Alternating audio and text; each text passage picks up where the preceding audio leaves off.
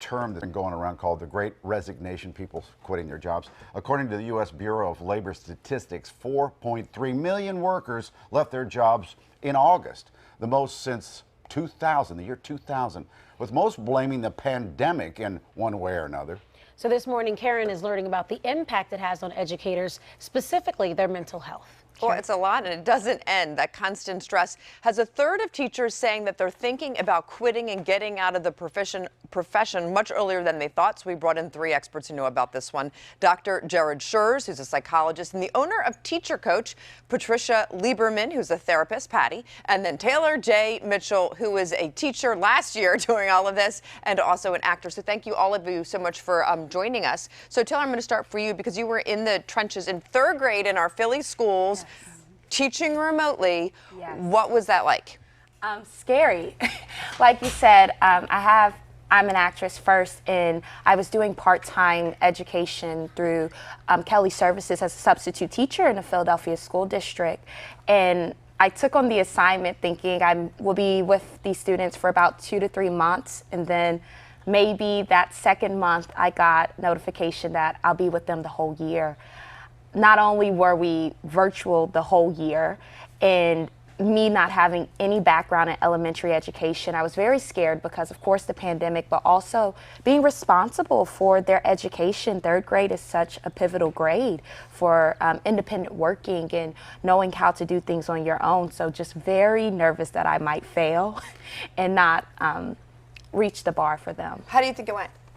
You know, I think it went really, really well. And I think so because the pandemic allowed us as adults to be very honest with students and children, to know that we are also scared, we are also nervous, but we're trying our best. And I use that as my motive, not only for myself, but for my kids as well. And we had a successful year, a very successful year. Well, thanks to all of your hard work. So, Doctor, you're also the co-owner of Teacher Coach. So what's that? You have a graphic about like the pandemic flux syndrome, this flux that we're all in.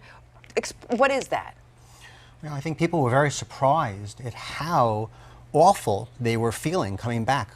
The behavior of students has been on decline. We're seeing an increase in vandalism, in violence. The maturity level isn't high. And educators themselves are experiencing high levels of depression, up to 30%. Quarter are having panic attacks. So people are really surprised at why am I experiencing all this now when we should be experiencing some relief. But a lot of that has to do with we're almost sort of dehumanizing people. We're in a place where we're not making good connections and not sort of coming together. And that's really upsetting for a lot of people who are expecting to be celebrated.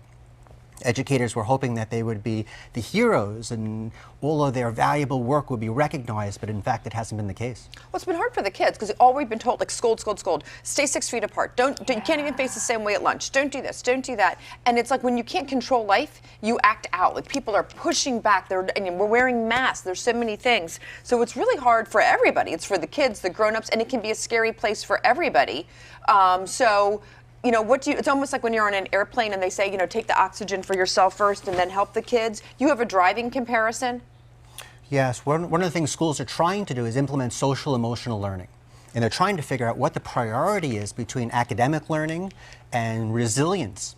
Because if we don't have both the adults and the children be able to tolerate the distress better, be able to self-soothe and be able to focus, then academics really won't be able to be efficient. So that's the direction we're going in now, is trying to get more mental health and wellness and SEL in school districts. So Patty, you were a counselor in our schools for 30 years. Now you're in private practice and helping people self-soothe. My goodness, we can't, there's so much happening all at once.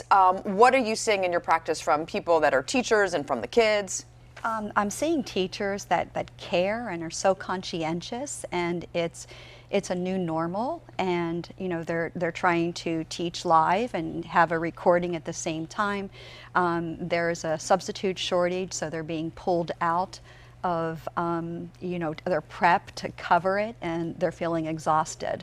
And you know, and student engagement is hard right now because you know many of the students have been away from school for over a year, so they want to socialize and they're out of the routine. So you have very caring teachers that are, you know, trying to keep that engagement and care about the students' wellness, but need to focus on themselves. It's exhausting for 2 years. Like, you can do anything where we're like treading water, but it's like at this point, I think a lot of people feel like their head's going under, especially because people have kids at home. So we have a goals puzzle, like how it all fits together. What's that? Well, the idea of prosilience, which is how do we teach resilience? How do we help people endure all of the tumult that they're experiencing? How to come together as a community, how to be able to collaborate and not have adversarial relationships between, let's say, the parents and the teachers, how to be able to feel like we're in it together, like we're in the foxhole, and we want to be able to have some health and happiness as a goal, which means that we have to be a community first. So let's go through some of the advice, because that's what we need. Like, what's our takeaway? What's our advice that we can give right now? What do you tell for teachers? Well, it comes down to self-awareness and investing in yourself and aligning with your core values and knowing your triggers, because if you know your triggers are, I lean toward perfectionism or the unexpected sets me off, if you know them, you can be prepared. What do you mean for that. identify your default emotion in times of stress? Does that mean like you're... the default emotion in times of stress, like some go to blame, some go to withdraw. So if you know that, the value of it is that you can counterbalance it. So the counterbalance of blame is focusing on solutions. The counterbalance of withdrawal is engagement and trying to find that creative spark and resourcefulness. Creative spark. That's what we all need to do, sort of reframe that inner monologue and conversation. Thank you all. I really appreciate your time. Also, you're an actress as well, and you also teach acting. So where can we catch you and see you? Oh, well, right now I'm teaching with Walnut Street Theater. I'm teaching with Wilma Theater and also ASAP, After School After Pro. Keep doing it, and thank you. Thanks for your work. Thanks for all of your work and helping us all through this time. I really appreciate that information. All right, let's get right over to Alex.